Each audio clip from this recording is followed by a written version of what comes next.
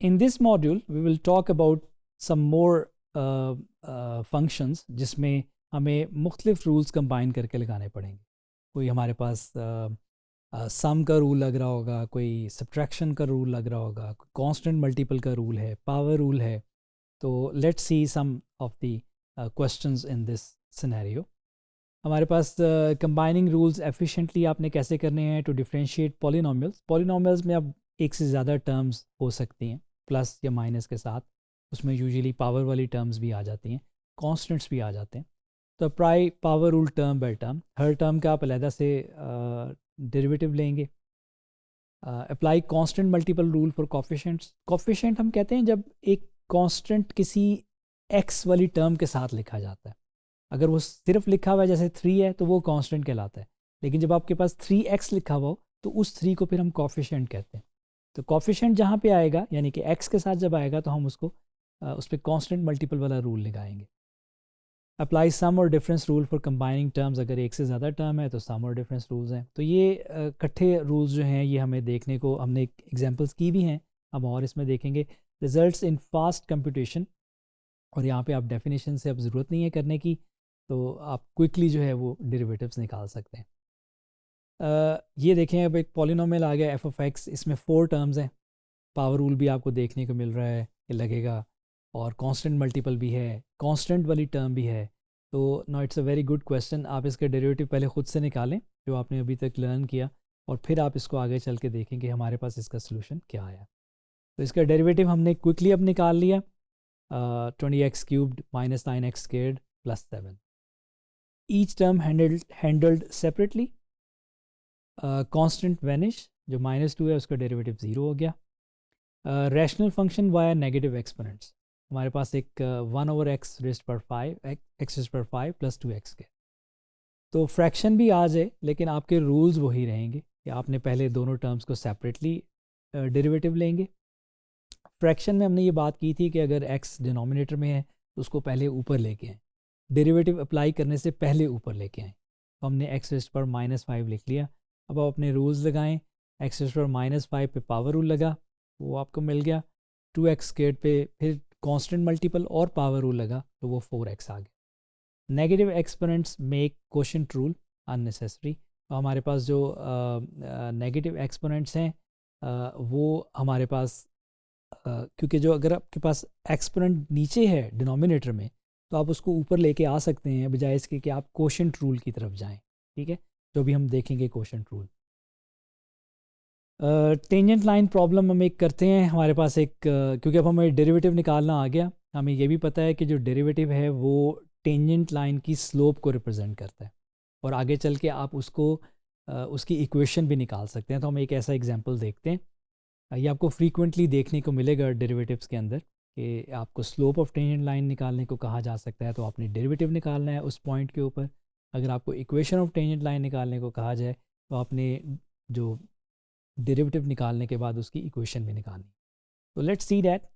हमारे पास first step में जो एक मिसिंग y था, क्योंकि हमें सिर्फ x = 1 दिया हुआ है, हमें पूरा पॉइंट चाहिए होता है इक्वेशन निकालने के लिए.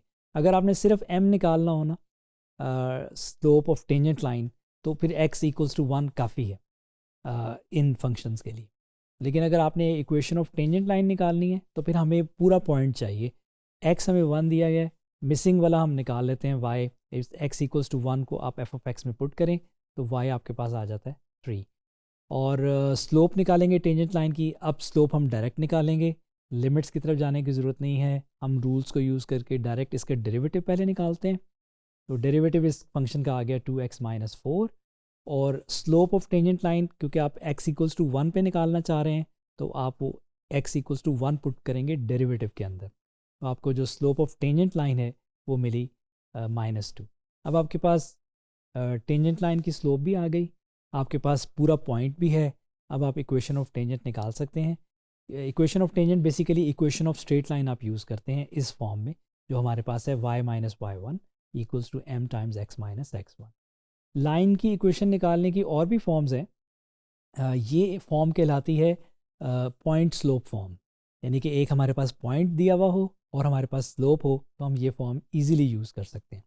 तो इसमें वैल्यूज़ पुट करते हैं. y की वैल्यू 3 थी, स्लोप जो आपने निकाली वो -2 है और x1 की वैल्यू 1 थी, तो हमारे पास ये इक्वेशन आ गई। और इसको आप सिंप्लीफाई कर लें, एक जो स्लोप फॉर्म में लिख लें, तो y इक्वल्स टू -2x + 5, ये हमारे पास इक्वेशन आ गई टेंजेंट लाइन की। एक एप्लीकेशन देख लेते हैं इन बिज़नेस। हमारे पास एक रेवेन्यू मॉडल है, उसमें जो रेवेन्यू है वो नंबर ऑफ़ यूनिट्स प्रोड्यूस पे डिपेंड कर रहा है, और ये उसका फंक्शन है 100x - 2x²। और डेरिवेटिव अगर आप निकालेंगे तो आपको r' मिलेगा, यानी कि change in revenue per unit x, कि एक यूनिट पे आपको जो है वो रेवेन्यू में कितना चेंज आता है। तो r' आपने निकाला 100 - 4x, this gives change in revenue per unit. For example at x = 20 अगर आप निकालना चाहें तो x की जगह जो डेरिवेटिव है उसमें x की जगह 20 रखें, तो आपके पास r' मिलता है 20। तो आपको एट x = 20 यानी कि 20th यूनिट जब आपने प्रोड्यूस किया, या 20 यूनिट्स की प्रोडक्शन पे आपका जो रेवेन्यू है वो ₹20 पर एक्स्ट्रा यूनिट है। ठीक है। अगर मैं x को 25 रखूँ तो फिर r' 0 आ जाता, यानी कि आपको मैक्सिमम जो, क्योंकि अब rate of change of revenue 0 है, इसका क्या मतलब है कि अब रेवेन्यू मज़ीद इंक्रीज़ नहीं हो रहा। तो अगर आपने 25 यूनिट्स प्रोड्यूस किए हैं तो हमें उसका मैक्सिमम रेवेन्यू जनरेट हो गया हमारे पास। एक फ़िज़िक्स से भी एग्जांपल देख लेते हैं। वही पोजीशन, टाइम, वेलोसिटी की बहुत सी एग्जांपल्स हमने देखी हैं। s(t) दिया हुआ है हमें, और हम निकालना चाह रहे हैं derivative of position with respect to time, जो कि हमें इंस्टेंटेनियस वेलोसिटी मिलेगी। v(t) = s'(t). रूल्स के साथ आप डेरिवेटिव निकालें, 12t² - 4t। तो अगर आप t = 2 सेकेंड पे निकालना चाह रहे हैं तो v(2) निकाल लें, वो 40 मीटर पर सेकेंड है। Demonstrates combining rules in mechanics. Common misconceptions यहाँ पे क्या हैं कि forgetting to distribute coefficient when multiple terms.